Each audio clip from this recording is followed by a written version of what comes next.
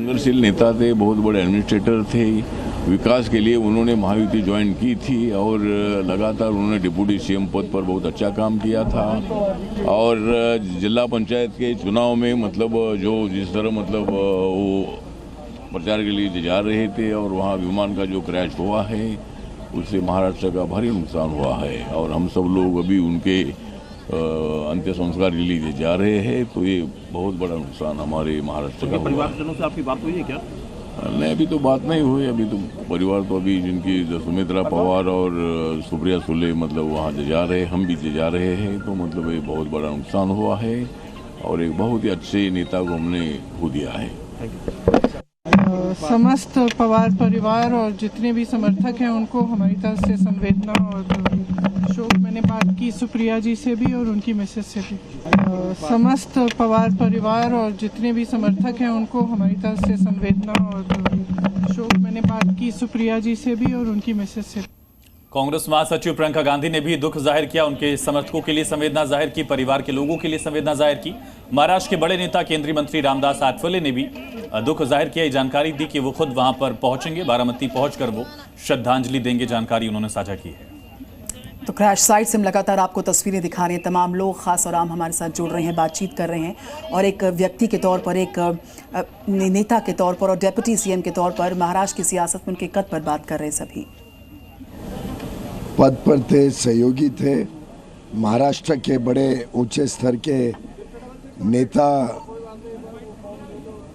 और हम सबके प्रिय अजीत नहीं रहे।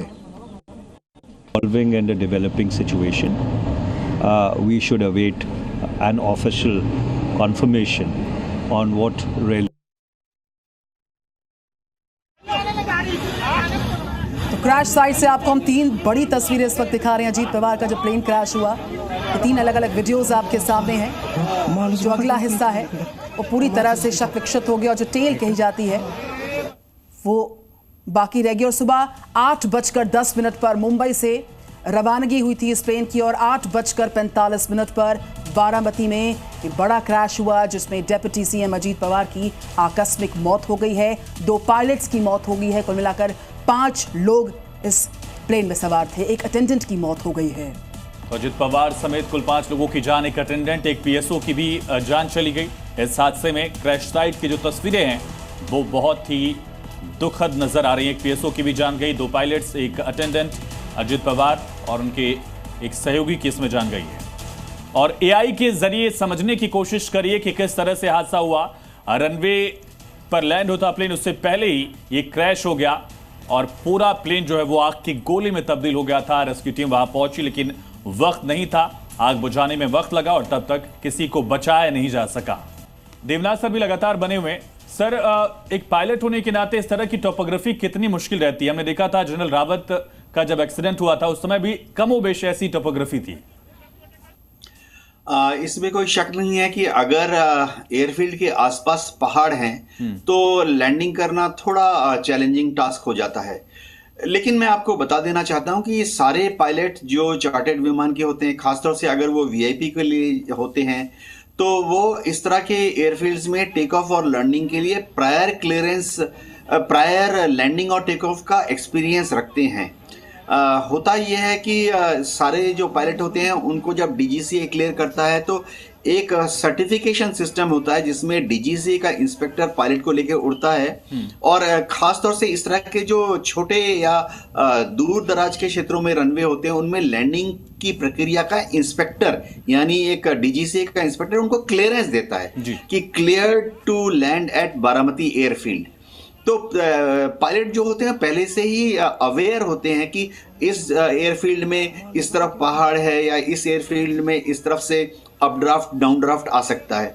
अप ड्राफ्ट डाउन ड्राफ्ट मैं बताता हूँ, पहाड़ों में क्या होता है कि जब हवा आती है कई बार द्रुत गति से तो वो हिल फीचर को हिट करने के बाद ऊपर की तरफ या नीचे की तरफ डिफ्लेक्ट हो जाती है।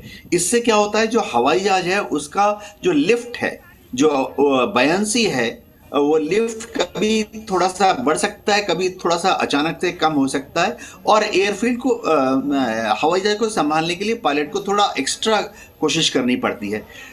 जैसा बताया जा रहा था कि लैंडिंग के समय शायद लो लेवल दृश्यता थोड़ी पुअर थी। कई बार ऐसा होता है कि इस मौसम में जमीन के पास 100 फीट 200 फीट की ऊंचाई पर एक धुएं का या फॉग का लेयर आ जाता है, लेकिन जब पायलट लैंडिंग करने के लिए आता है और थोड़ा दूर होता है 6 किलोमीटर 5 किलोमीटर 4 किलोमीटर, तब तक पायलट को लगता है कि रनवे दिखाई दे रहा है, और जब वो काफी पास आ जाता है 3 किलोमीटर 2 किलोमीटर, तो अचानक से वो एक धुएं की या फॉग की पतली लेयर है उसमें घुस जाता है, और 1 या 2 सेकंड के लिए रनवे के साथ विजुअल कांटेक्ट ब्रेक हो जाता है।